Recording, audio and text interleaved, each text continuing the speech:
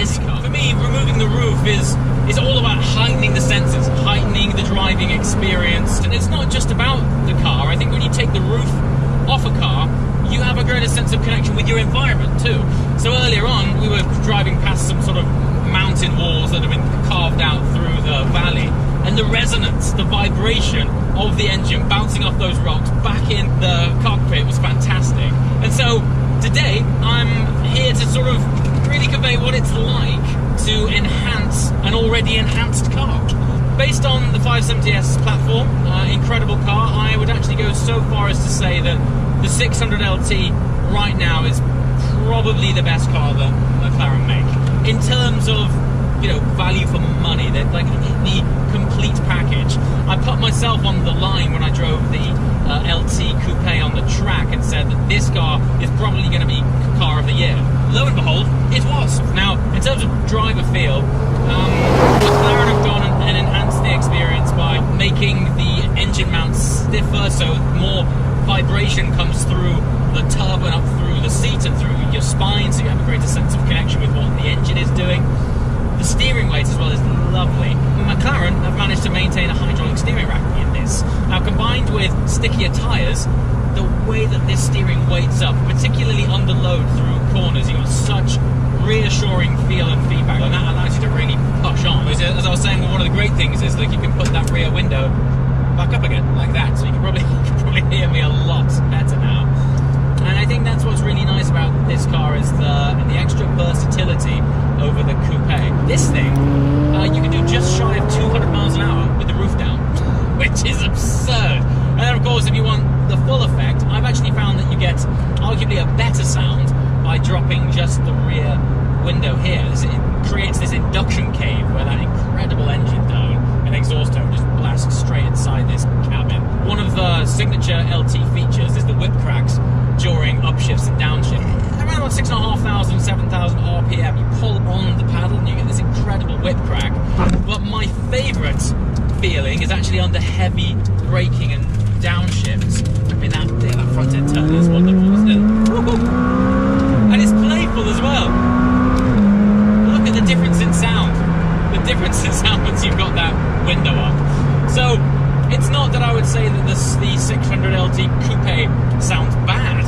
Basically, putting all of the windows up, that window and the roof on, basically recreates how it sounds inside the Coupe. I mean, think about how it sounded a second ago with that window down.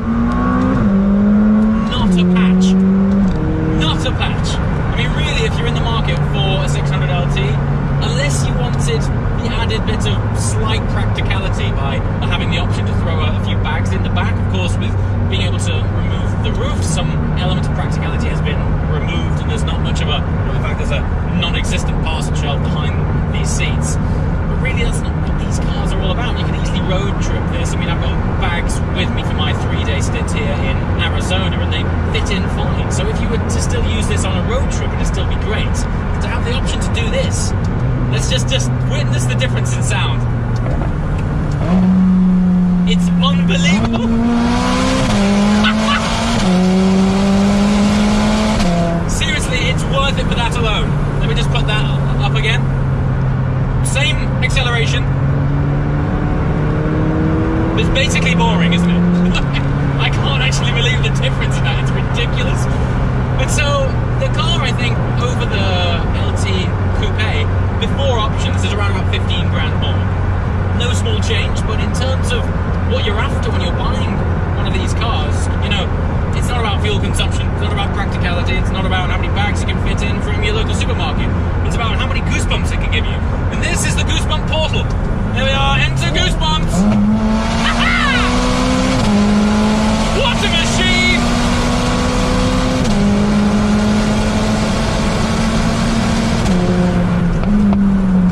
It's like bonfire night. Look at that!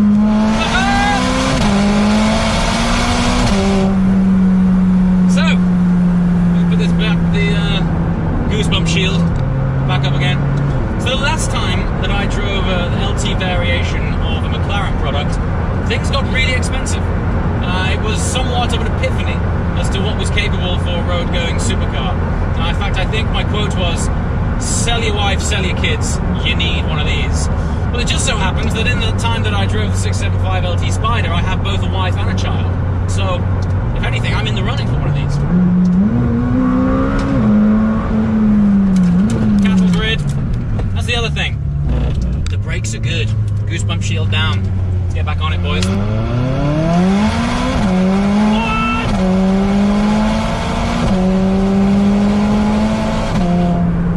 It's actually ridiculous. I'm not sure if that's doing it justice of just what an absurd difference that is.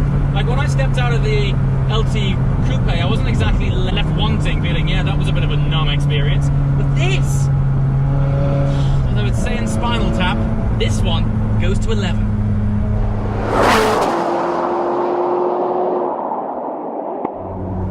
So we are in a Spider after all, and you're probably wondering, yes, but what is it like with the roof down?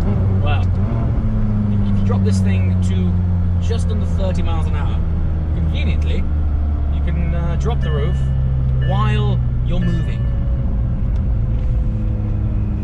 Here we go, activation. Not quite as fast as the 720 Spider. That can drop the roof in 11 seconds. This has retained the same roof mechanism as the 570 Spider, so it's only immersing you in this experience in a mere 15 seconds. Anyway, this is what it's like.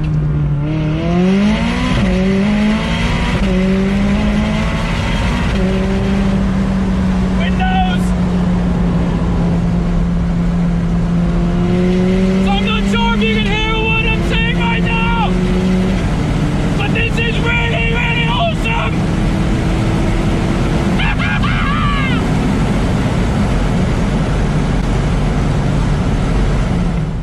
So just quickly back to the brakes. What's really cool is that these are actually off the Super Series line. So you've got the brakes off, effectively off the 720S here, which means when you're pulling momentum such as what we were doing just now, that's really convenient because it sheds off speed like you've just thrown an anchor into the tarmac. The stopping power actually makes you faster, which is convenient because we're about to head to a racetrack.